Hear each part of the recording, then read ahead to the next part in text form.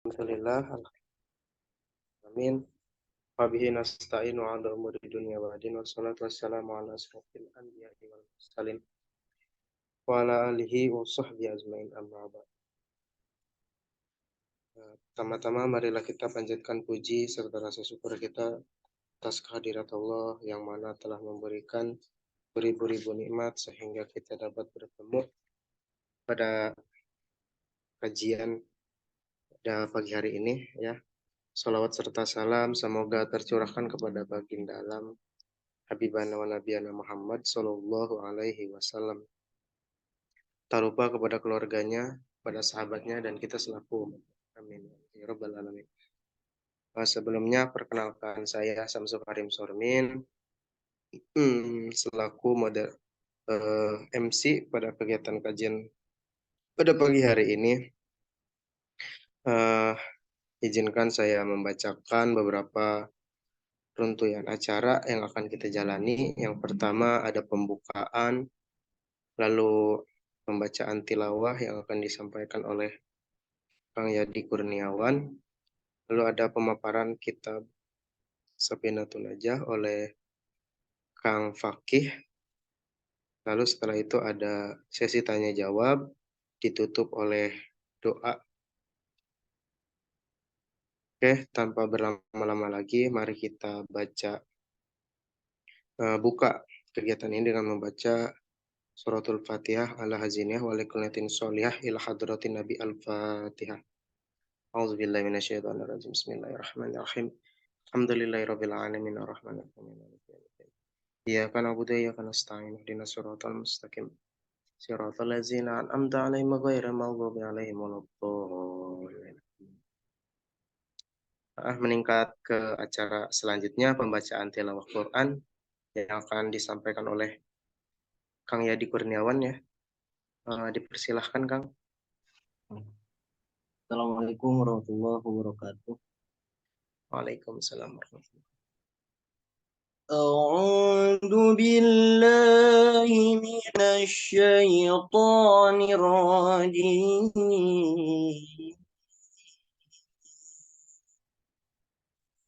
Bismillahirrahmanirrahim.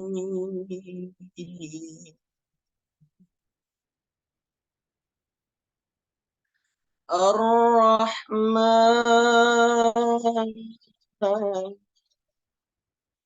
Allaman Quran Khalaqal insan Allamahul bayan Asy-syamsu wal qamaru bihusban wan najmu wasyajaru yasjudan والسماء رفعها ووضع الميزان ألا تطغوا في الميزان وأقيموا الوزن بالقسط ولا تخسروا الميزان والأرض وضعها للأنام صدق الله العظيم. Assalamualaikum warahmatullahi wabarakatuh. Waalaikumsalam warahmatullahi wabarakatuh. Alhamdulillah telah sama-sama kita dengarkan pembacaan tilawah Quran. Semoga yang membaca dan kita yang mendengarkan mendapatkan pahala dari Allah Subhanahu wa taala. Ya Rabbal Alamin. Meningkat acara selanjutnya penyampaian materi kajian kitab Safinatun Najah kepada Kang Fakih. Dipersilahkan Kang. Ya baik, terima kasih. Assalamualaikum warahmatullahi wabarakatuh. Waalaikumsalam warahmatullahi wabarakatuh. Baik, alhamdulillah kita bisa bertemu lagi ke pertemuan yang kedua. Kemarin sudah membahas pasal-pasal yang ada di kitab Safinah sampai ciri balik ya Bang. Nah, baik, sebelum dimulai, alangkah baiknya kita berdoa dulu. Mudah-mudahan kajian hari ini mendapatkan keberkahan dari Timus Salih Al-Fatihah Hadratin Nabi Mustafa Rasulullah Sallallahu Alaihi Wasallam wa ala alihi wa sahbihi wa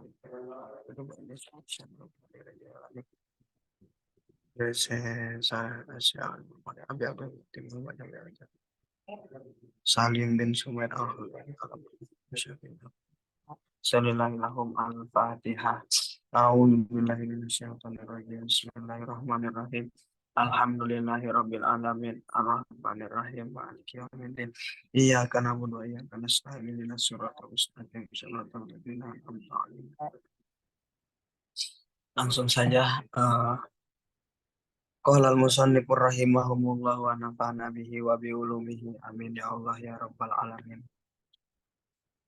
Paslon tawikilaiki iku pasal sawiji surutu izail khajari utawi piro-piro sarate susuci ku batu iku samaniatun woluh ayakuna sawiji entah ono iya hajar bisalah sati ahjarin iku tetep kalawan telu piro-piro batu wayan kialan yentah ngabersihkeun ieu hajar al mahala ing panggonane wala yajipa lan yentah ora narima aking opo an najasu piro-piro najis wala yantakila lan yentah ora narima ulah alih wala yatro alan yenta orang anyar teka alaihi ingatase najis opo ahoro najis kanggo wene wala yujawija lan yenta orang ngaliwataken sobhatahu ing lepat lepit bobokonge si uang wahasyapatahu lan hasyapah si uang wala yusibahu lan yenta orang nani hu ing ieu najis opo maon banyu wa antakuna lan yenta ono opo al ahjaru piro-piro batu iku tahirotan kang suci tahiratun iku tahiratun kang suci. Nah, pasal sekarang yang dimana kimusonib paslun haja paslun ini 8 paslun bisa dibaca 4 wajah yang dimana bisa dibaca paslun, paslan dan paslin. Yang dimana waktu paslun pertama bisa dibaca kedudukannya itu jadi khobar mubtadanya itu dibuang. Haja paslun. Yang kedua paslun jadi mubtada khobarnya itu dibuang. Yang ketiga jadi paslan. Paslan itu jadi maf'ul bih kalimah fi'ilnya dibuang. Dan yang paslin jadi jar majrur huruf jarnya yang dibuang. Nah, paslun di sini menjelaskan bahwasanya ada syarat-syarat bersih-bersih oleh batu. Jadi syarat bersih-bersih itu bukan hanya dengan air. Di dalam kitab Safinah ini ada yang namanya dengan batu. Ada berapa syarat-syaratnya itu? Iku samaniyatun ada 8. Nah, jadi syarat-syarat bebersih atau susuci oleh batu itu ada 8. Yang pertama yaitu ayyakuna bisalah sati ahjarin. Jadi batunya itu harus ada 3. Bisalah sati ahjarin. Batunya itu ada 3. Terus yang kedua wa ayyan kia lan yentah ngabersihkeun. Nah, jadi yang kedua yaitu harus membersihkan tempatnya najis. Nah, di mana tempatnya najis? Ya biasanya yang keluarlah kotoran-kotoran yang ada pada diri manusia gitu. Contoh baik kubul maupun dubur. Kubul mah yang di depan, dubur yang di belakang gitu. Nah, itu yang kedua. Yang ketiga yaitu wa alayajipa lan yentah ora narima aking. Jadi narima aking itu najisnya itu jangan kering. Jadi harus basah. Nah, jadi yang ketiga yaitu najisnya itu harus basah, tidak boleh kering. Walayan yang keempat itu walayan takila lan yentah ora nerima ulah alih. Nah, ulah alih di sini maksudnya pas ngebersihin batu, pas ngebersihin panggonan tempatnya itu, batunya itu ulah digesek-gesek gitu intinya mah. Jadi nggak usah di rumah ya digesek-gesek teh nih. Jadi nggak boleh, nggak, jangan dibulak-balik. Nggak ada, kalau nggak salah sunahnya itu 3 kali, seret seret seret 3 kali. Nah, itu. Terus yang kelima, walayatroa lan yentah or anyar teka alaihi ingatase najis opo akhoru najis kangone. Jadi najisnya itu jangan sampai ada najis yang baru. Contoh, kita habis buang air besar lah gitu. Nah, tidak ada air, ada batu. Nah, terus pakai batu buat kita setelah BAB itu pakai batu yang itu, yang 3. Nah, gimana, ada pertanyaan, ada apa? Ada najis yang lain. Nah, itu tidak boleh di sini walayatroa. Jadi kalau ada najis yang lain ya batunya itu harus ngambil lagi yang lain gitu. Jadi jangan dipakai 2 kali.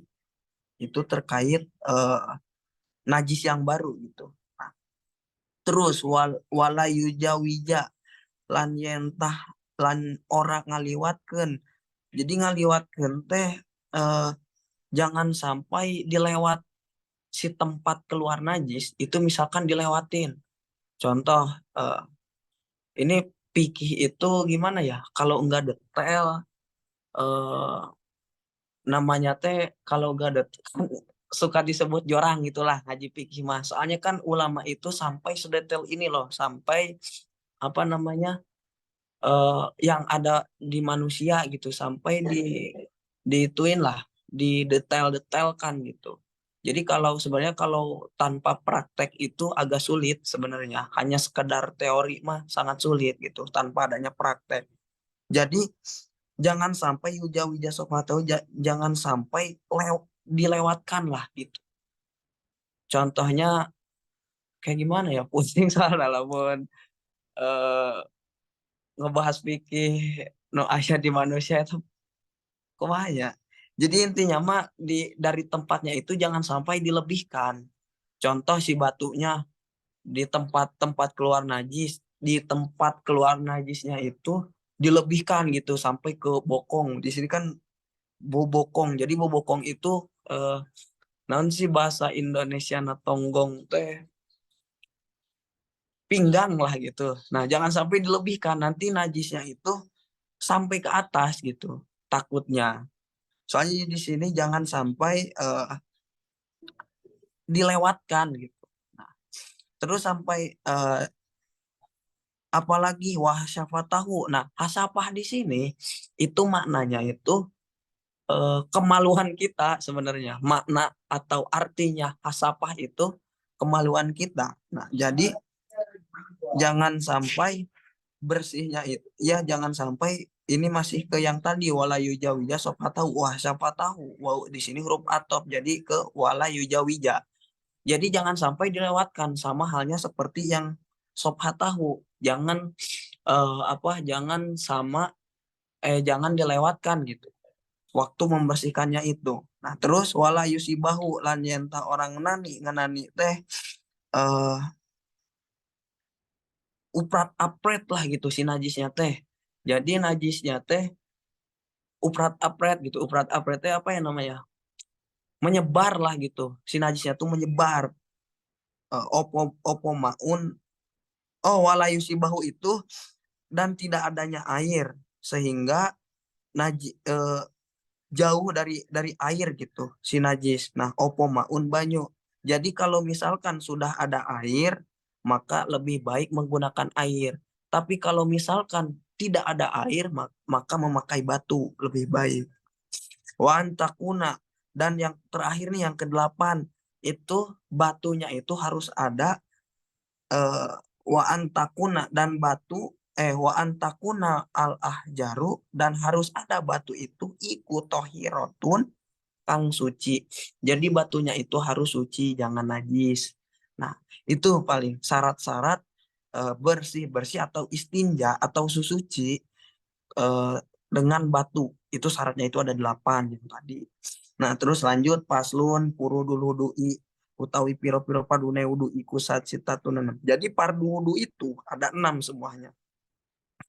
Al awalu an niat. Jadi yang pertama yaitu niat, yang dimana fardu atau wajib. Sebenarnya wudu itu cuman ada 6 yang wajibnya itu. Kayak kumur-kumur, terus masukin air ke dalam hidung, itu perkara-perkara sunnah. Walaupun kita tidak melaksanakan kumur-kumur atau hidung ya tetap sah karena di sini yang dijelaskan yaitu fardu, yang dimana kalau kita menghilangkan salah satu dari yang fardu yang 6 ini, kita otomatis tidak sah wudunya. Jadi intinya purudun atau purudun itu wajib, fardu, yang dimana fardu ini harus kita laksanakan. Fardu itu sama halnya seperti wajib, karena definisi dari wajib itu yaitu dikerjakan mendapat pahala dan ditinggalkan mendapat dosa. Nah, sama halnya seperti fardu gitu. Jadi fardu wudu itu ada 6. Yang pertama yaitu niat. Yang dimana niat itu bukan hanya sekedar talapuz atau ucapan. Karena ucapan daripada niat itu adalah sunnah. Contoh, nawaitul gusla lirofil hadasil akbari min jami'il badani. Nah, fardu lillahi ta'ala yang dimana itu niat untuk menghilangkan hadas besar. Padahal ngomongnya saja itu cuman eh, talapuz atau mengucapkan di lisan, mengucapkan di mulut itu hanya sunnah. Yang wajibnya itu di mana sih? Yang wajibnya itu kita mengucapkan di dalam hati. Nanti ada pasalnya yaitu an-niyatu qasdu syai'in. Ada pasalnya di depan mengenai tentang niat. Sekarang lanjut. Jadi yang pertama yaitu kita harus niat. Yang kedua asani ghuslul wajhi. Yang kedua yaitu membasuh muka. Nah, di sini dijelaskan bahwasanya membasuh muka itu dari eh, membasuh muka itu dari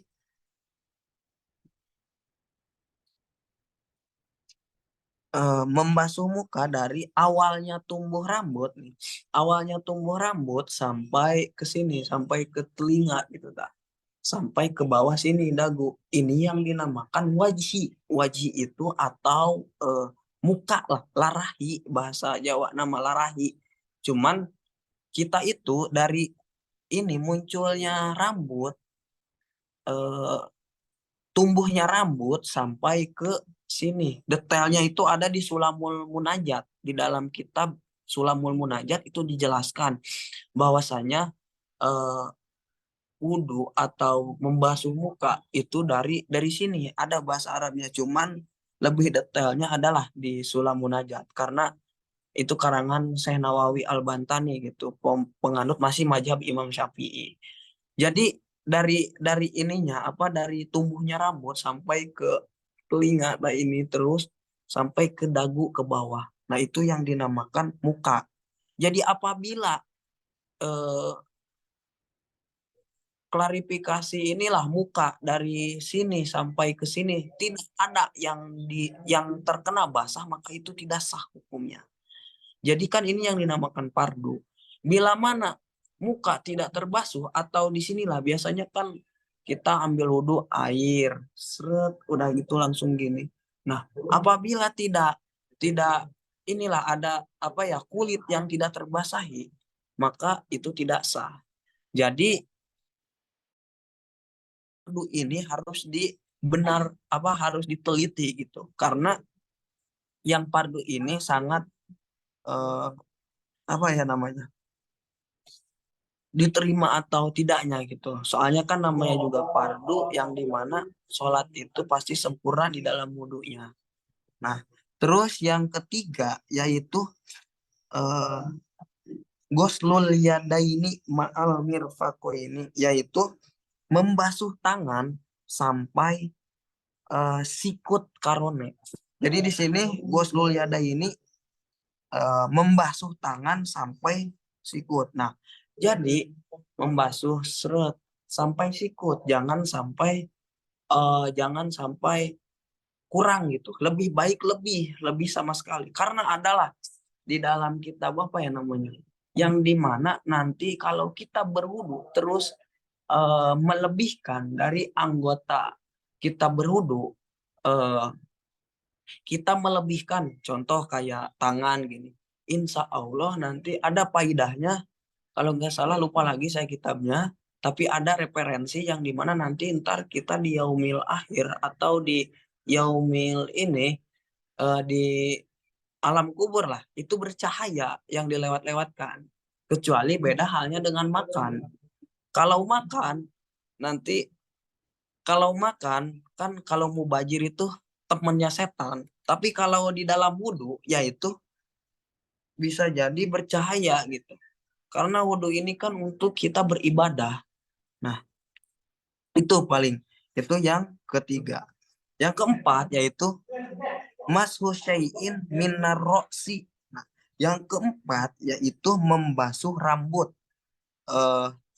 dari kepala. Jadi rambut kalau di mazhab Imam Syafi'i, atau kita kan yang dikaji itu Imam Syafi'i, yang dimana hanya sedikit rambut di sininya juga syai'in. Jadi sedikit lah, beda halnya dengan mazhab Maliki, yang dimana di dalam mazhab Maliki itu kalau membasuh rambut ada di dalam kitab mazhab Maliki, kayak kan pengarang kitab Muwatta.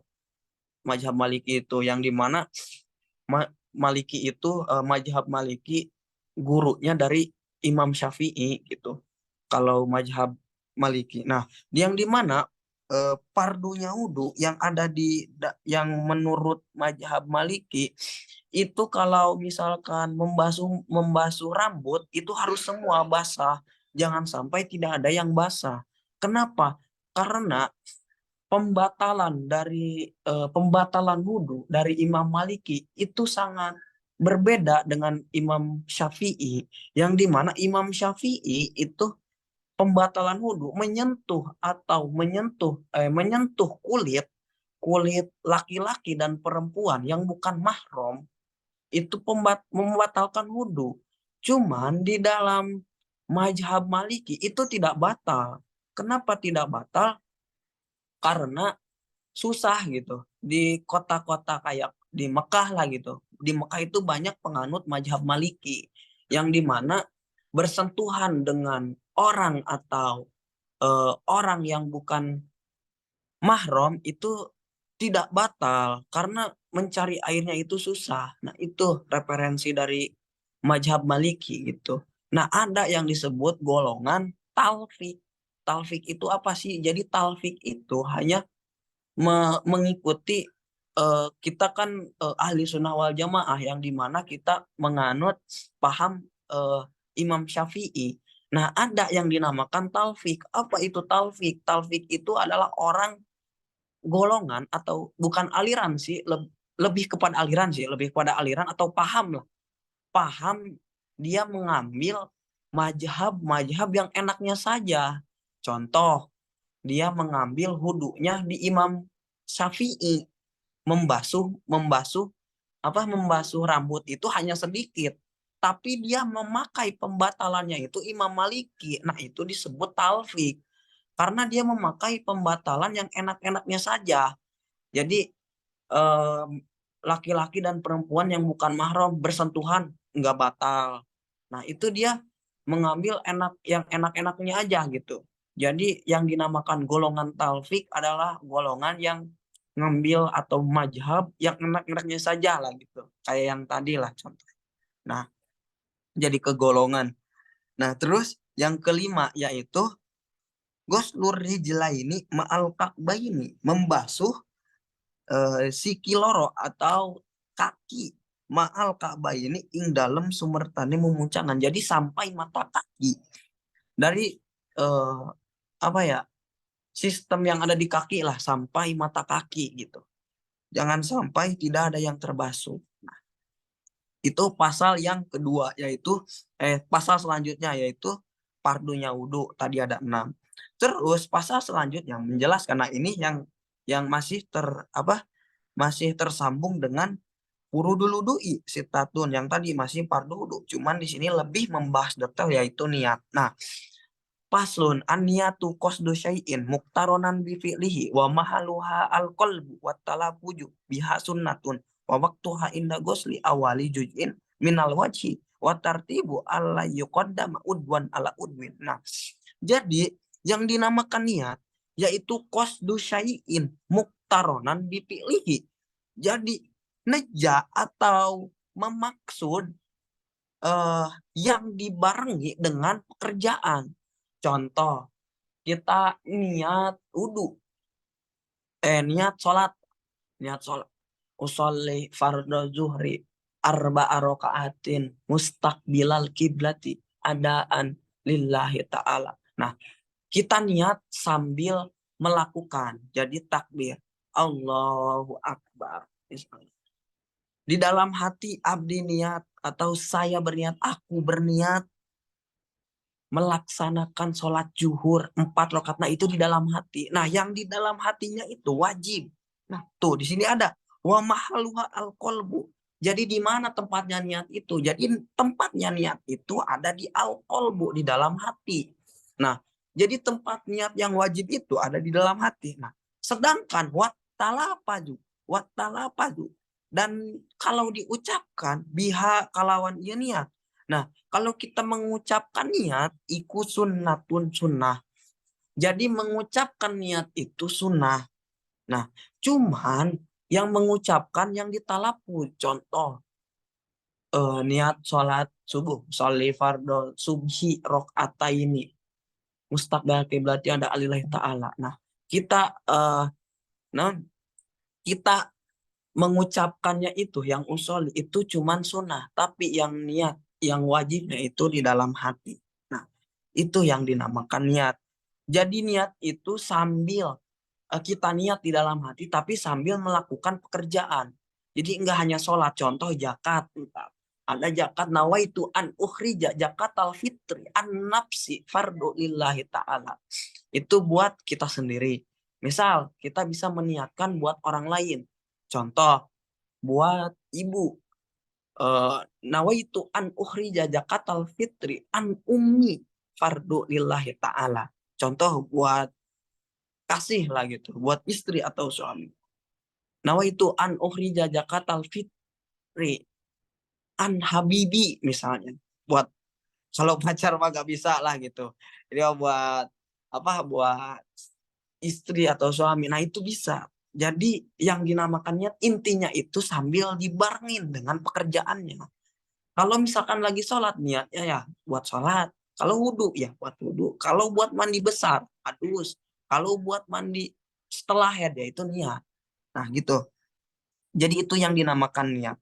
Terus waktuha, dan kapan sih waktunya niat? Tapi di sini di kitab ini gosli awali juz'in minal wajhi. Nah, jadi ini menerangkan tentang wudhu. Kenapa niat itu di dalam muka? Nah, ini dijelaskan bahwasanya waktu niat itu gosli awali juz'in minal wajhi. Dari waktu dari waktu membasuh muka di sininya juga. Nanti ada lebih detailnya di dalam kitab Sulamul Munajat, lebih detail sebenarnya. Karena di dalam fikih ini di kitab Safinatun Najah dengan Sulamul Munajat itu tata cara tentang peribadahan yang dimana di dalam kitab Safinah dan kitab Sulamul Munajat itu hampir balance, yang dimana balance ini cuman banyak-banyak perbedaan, yang dimana di dalam kitab Safinah rukun sholat itu ada 17. Nah, di Sulam Munajat itu ada 19. Ini dua kitab tapi dua pengarang tapi penganutnya itu masih satu, Majahibul Arba'ah. Nah, jadi yang dimana perbedaan antara ulama itu rahmatun, al-ihtilaful ulama rahmatun. Jadi perbedaan antara ulama itu rahmah. Beda halnya dengan kita. Perbedaan kita, misalnya saya berbeda dengan Kang Samsu Karim misalnya. Saya berbeda pendapat. Nah, itu itu bukan disebut rahmat lah. Sebab kan ini masih apa ya namanya? Ulama mujtahid mutlak gitu. Yang dimana ulama mujtahid mutlak ini yang ketalar 1024.000 hadis. Terus eh, apa ya, yang sudah paham lah sudah paham membedah Al-Quran. Terus nah itu orang-orang mujtahid mutlak lah. Banyak sih, ada mujtahid mutlak, mujtahid fatwa, orang-orang yang eh, sekelas dengan mazhab Syafi'i gitu, kayak mazhab Maliki. Nah, itu gimana kita caranya keluar dari perbedaan pendapat? Ya kita ambil salah satu referensinya saja. Tapi lebih baik kita mencari referensi-referensi yang lebih banyak. Karena kalau misalkan kita hanya satu referensi, otomatis orang lain akan menjustifikasi bahwasanya orang itu hanya tahu satu referensi. Jadi kita selaku umat manusia atau tolibul ilmi atau pencari ilmu, nyupri ilmu, kita jangan puas gitu dengan satu ilmu yang kita cari. Contoh di dalam rukun sholat misalnya kan di kitab Sapinah ini ada 17. Nah, di dalam sulam munajat itu ada 19. Nah, kita setelah pulang ke rumah masing-masing atau mengatakan bahwasanya di dalam kitab Sapinah ini ada 17 rukun sholat. Tapi ada teman atau yang lainlah, kerabat atau masyarakat yang ada di kampung itu mengucapkan bahwasanya rukun sholat itu ada 19. Nah, itu perbedaan pendapat. Padahal kalau disederhanakan sama-sama saja 19 dan 17 itu sama. Yang dimana tumak ninahnya itu tidak dipakai di Sapina. Maksudnya tidak dipakai, tidak disebutkan. Jadi semuanya ada 17. Kalau di Sulamul Munajat itu detail. Tumak ninahnya itu disebutkan. Nah, perbedaan gitu. Jadi intinya kita jangan puaslah dengan hanya satu referensi. Jadi lebih baik banyak gitu referensi. Jadi tidak menjustifikasi atau menyalahkan orang lain gitu. Itu terkait referensi lah. Nah, jadi tempatnya niat itu ada di dalam hati dan sambil memaksud dan membarengi pekerjaan. Tempatnya itu di dalam hati. Adapun mengucapkannya itu sunnah. Mengucapkannya itu sunnah. Dan di mana tempatnya niat itu? Waktunya niat itu. Nah, waktu membasuh muka. Watartibu lan. Nah, jadi ini ada lanjutannya lagi. Watartibu ala yuqaddama udwan ala udwin. Apa sih yang dinamakan definisi tertib? Jadi tertib itu mendahulukan yang dulu dan mengakhirkan yang akhir. Contoh di dalam wudhu. Yang pertama yaitu niat. Yang kedua yaitu membasuh muka. Yang ketiga yaitu membasuh tangan sampai siku. Yang keempat yaitu membasuh rambut. Yang kelima yaitu membasuh kaki. Dan yang keenam tertib. Nah, jadi di sini yang dinamakan tertib itu mendahulukan yang dulu dan mengakhirkan yang akhir. Jangan sampai niat itu ditaruh di akhir. Contoh, saya mah mau ini mau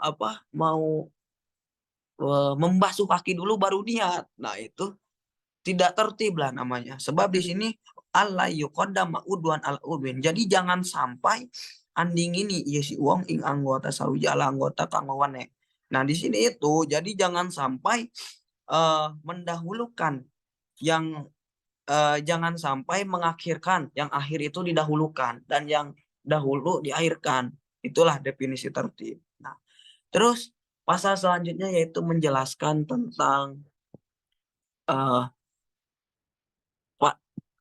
ini air, yang dimana air atau yang dinamakan air sedikit dan air banyak tuh. Al-ma'u qulilun wa kasirun. Al-qalilu madun nakullatain. Jadi yang dinamakan air sedikit yaitu air yang kurang dari 2 kulah. Yang dimana 2 kulah itu ada 1 bak atau 1 bak. Nah, kalau di ini kan satu hasta itu kurang lebih 1,60 cm lah. Kalau gak salah itu juga. Soalnya kalau tangan-tangan orang Arab itu pada panjang. Yang dimana cuma 1 siku. Kalau misalkan dari tangan orang Indonesia bisa 2 lah. 2 tangan gini. Jadi ke pinggirnya itu ada 60 1,60 60 cm. 160 intinya mah panjangnya lah. Panjangnya itu kotak 60 cm kalau nggak salah, bukan satu mah asa asa ini apa? Oke, siap Kang. Nah, jadi sampai dua lah, dua tangan gitu. Nah, itu kalau ini. Terus yang dinamakan Pak Aksarul wal kasiru kulatani. Nah, itu yang dinamakan satu kulah. Yang dimana kurang dari dua kulah. Yang dimana yang selanjutnya itu yang air yang banyak itu kulatani, yaitu yang lebih dari dua kulah. Contoh yang kayak gimana? Nah, kalau yang satu kulah, contoh di ember lah. Di ember kurang dari dua kulah. Yang dimana itu kalau ketibaan najis, walaupun tidak berubah.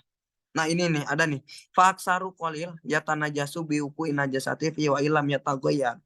Wal ma fihi wa ilam yatagoyar. Nah jadi yang dinamakan air sedikit atau air kurang dari dua kulah itu kalau kena najis ya hukumnya najis. Jadi tidak bisa dipakai itu airnya. Kalau kurang dari dua kulah. Kenapa? Karena kalau eh, kedatangan najis itu hukumnya sudah najis airnya. Jadi disebut air mutanajis. Yang dimana wa ilam ya tagoyar lan sanajan ora barubah. Jadi si airnya juga walaupun tidak berubah, komo misalnya ada baunya atau rasanya itu sudah jelas najis. Cuman ini di sini wa ilam yatagoyar. Jadi airnya itu masih berbentuk air lah, belum belum berubah gitu. Nah, itu dikatakan najis karena itu kurang dari dua kula. Nah, terus yang besar yang air yang banyak itu yang kayak gimana? Wal maul kasiru la yatanajasu ila ijatagoyar ta'buhu aulaunuhu aurihu.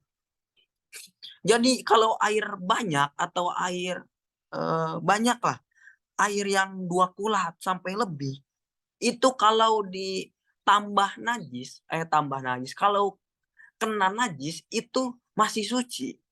Walaupun contoh di dalam satu balong teh kulah lah atau kolam yang lebih dari dua kulah atau dua dua kulatani, dua kulah lah.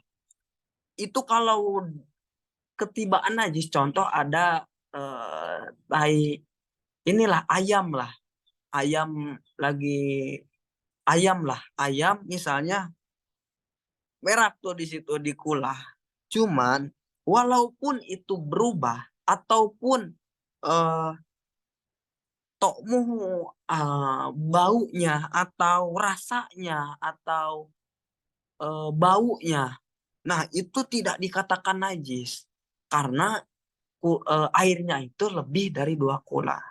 Kenapa nggak dikatakan najis ya? Karena airnya itu banyak, beda dengan air yang sedikit. Kalau air sedikit, nah itu bakalan najis hukumnya. Karena kalau air banyak itu dan air mengalir lah gitu, banyaklah. Karena eh, air yang najis, kalau yang sedikit itu kadarnya itu pasti berubah rata-rata. Tapi kalau yang banyak, air yang banyak, yang lebih dari dua kula itu tidak dikatakan najis. Nah, itu terkait air yang dimana air sedikit dan air banyak. Nah, terus entar kita masuk ke pasal mujibatul gusli entar pertemuan selanjutnya. Jadi tadi ada 1, 2, 3, 4 yang dimana ada 4 pasal dari syarat-syarat ijail hajari, terus ada fardu wudu, terus ada tempatnya niat, apa sih yang dikatakan niat, di mana tempatnya, dan kapan waktunya niat, dan yang terakhir yaitu pasal tentang ma'u kolil dan ma'u kasir, yang dimana air sedikit dan air banyak. Mungkin itu saja yang dapat saya sampaikan. Kurang dan lebihnya mohon maaf. Allahul muwaffiq ila aqwamit thoriq. Wassalamualaikum warahmatullahi wabarakatuh. Waalaikumsalam warahmatullahi wabarakatuh. Hatur nuhun Kang Pakih ya atas pemaparan materi dari Kitab Safinatun Najah ya. meningkat ke acara selanjutnya, itu sesi tanya jawab atau diskusi buat teman-teman yang ingin bertanya terkait pasal-pasal yang telah dijelaskan tadi. Dipersilahkan untuk on mic atau langsung di chat ataupun bisa angkat tangan, yang dimana pasal-pasal yang dibahas itu yang pertama ada syurutul ijzail hajar, syarat bebersih dengan batu. Lalu pasal yang kedua ada fardu wudu. Pasal yang ketiga ada tempatnya niat, dan yang terakhir tadi ciri-ciri air yang kurang atau dan juga air yang lebih gitu. Mangga teman-teman.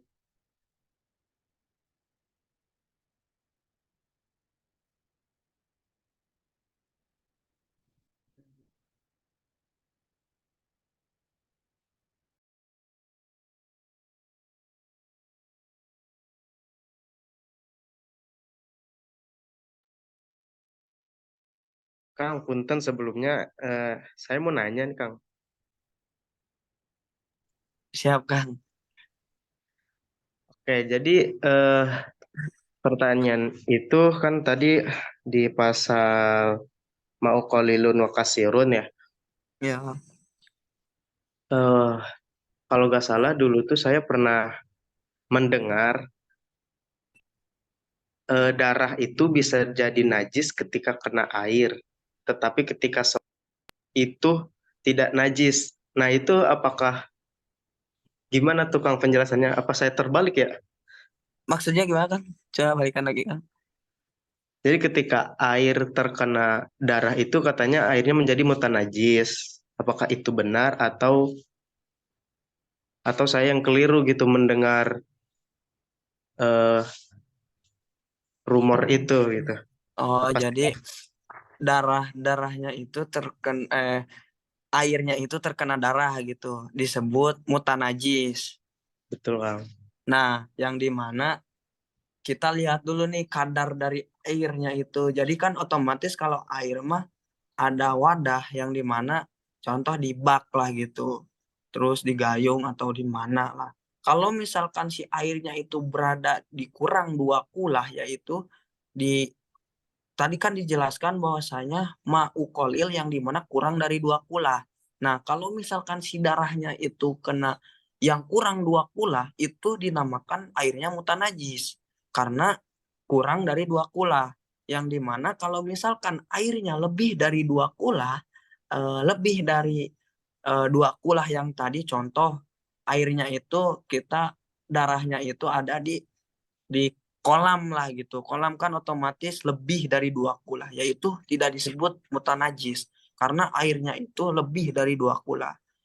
Paling gitu sih Kang. Soalnya kalau yang saya dapat itu yang saya kaji, yang saya kaji gitu di dalam masalah darah atau ini masih uh, mutanajis gitu kalau di kurang 2 kulah. Tapi kalau misalkan lebih dari 2 kulah itu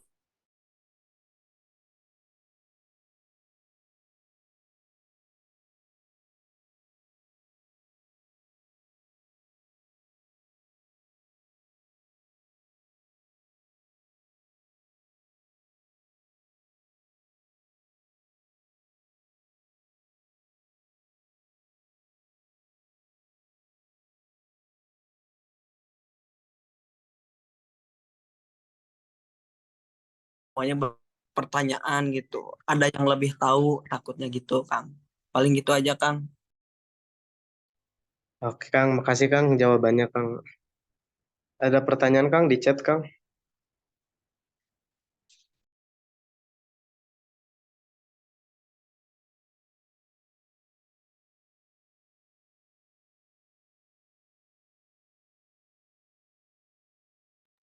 Siap. Tadi ada pertanyaan izin nanya soal niat wudhu itu dilakukan sebelum wudhu atau ketika hendak membasuh muka atau ahsannya gimana ya. Jadi niat wudhu atau niat lah, niat wudhu bagusnya itu sebelum wudhu atau pas waktu muka, yang dimana sebenarnya ini pertanyaan jawabannya itu lebih banyak lah, banyak ada di kitab Sulam Munajat, yang dimana lebih detail lah gitu di dalam kitab itu, yang dimana kalau lebih ahsan atau ahsan itu kan lebih bagus itu di waktu membasuh muka sebetulnya. Cuman banyak lah, karena fikih ini banyak hukum-hukum atau referensi dari ulama-ulama yang lain, karena tadi dijelaskan bahwasanya ada ikhtilaf, perbedaan para ulama, yang dimana ulama yang lain mengatakan ada yang lebih ahsan atau ada yang lebih bagus di di eh, di sebelum wudhu. Kan ada nih yang suka niat biasanya kalau melihat air langsung langsung niat. Nah, ada juga yang di waktu pas muka, yang apa, indagos diawali juz'in minal wajhi, tapi di dalam kitab Sapinah atau di dalam kitab Sapinah ini yang dikarang oleh Syekh Salim Sumair Al-Hadrami, penganut mazhab Imam Syafi'i, yang dikatakan bahwasanya lebih ahsan, lebih baiknya itu pas waktu membasuh muka. Cuman banyak referensi lain yang mengatakan ada yang lebih bagusnya itu dari sebelum wudhu. Cuman banyaklah itu. Ada kalau nggak salah banyak sih di dalam kitab-kitab lain. Tapi menurut Sapina ini lebih baik, lebih asalnya itu di pas membasuh muka. Karena kita sedang mengkaji kitab Sapinah gitu. Lebih baiknya itu di situ. Paling itu.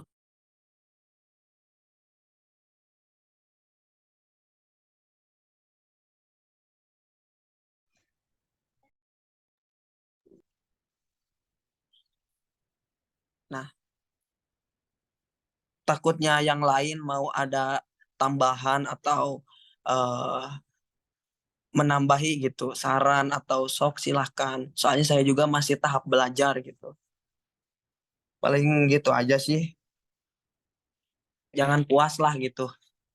Kita harus menjadi insan ulil albab gitu, yang dimana kita haus gitu akan ilmu. Paling gitu.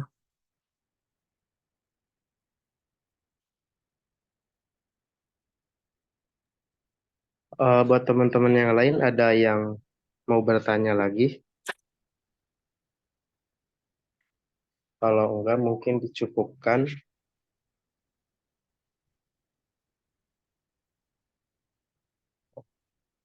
Enggak ada lagi ya. Saya cukupkan aja sesi diskusinya. Langsung kita menuju ke acara selanjutnya, itu penutupan atau doa ya. Punten Kang Pakih, ini kan yang baca doanya tadi keluar dulu ya dari ruang Zoom. Eh, Ya, Bisa gak kalau Kang Pakih yang pimpin doa buat oke, siap. Siap, Kang. apa namanya Kang?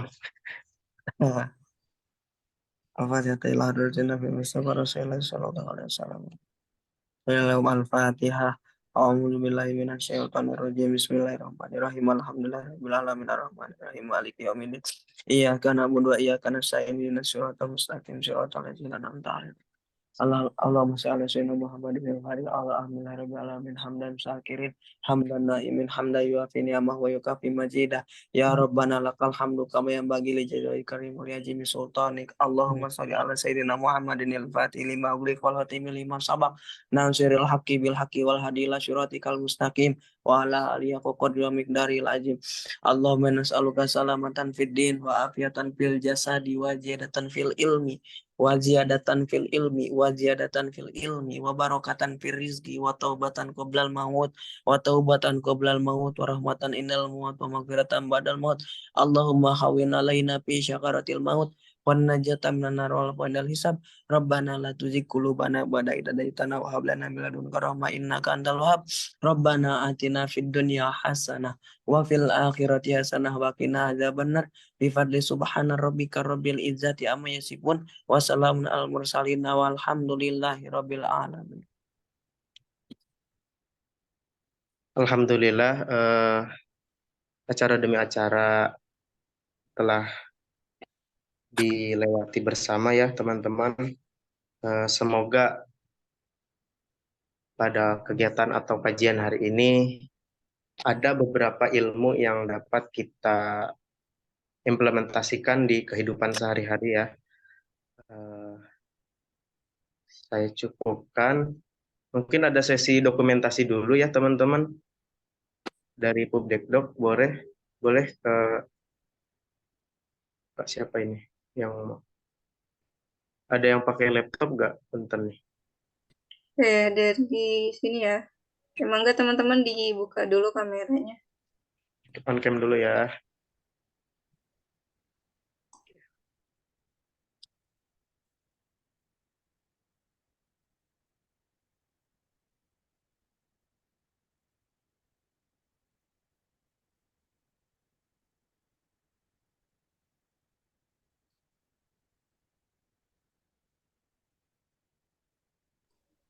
Oke, kita mulai ya.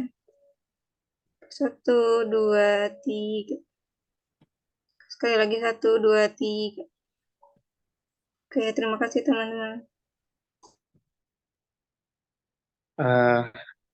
Baik, saya Samsul Karim Sormin. Mohon pamit undur diri ya. Sebelumnya jika ada salah mohon dimaafkan. Terima kasih buat teman-teman. Semoga kita bisa berjumpa lagi di kesempatan atau kajian yang selanjutnya. Amin amin ya rabbal alamin. Wabillahi taufiq wal hidayah wa ridha wal inayah. Wallahu yaqulul haq wa huwa yahdi sabil. Wassalamualaikum warahmatullahi wabarakatuh. Atur nuhun Kang Fakih Kang. Kasih Bang. Ya, mangga boleh.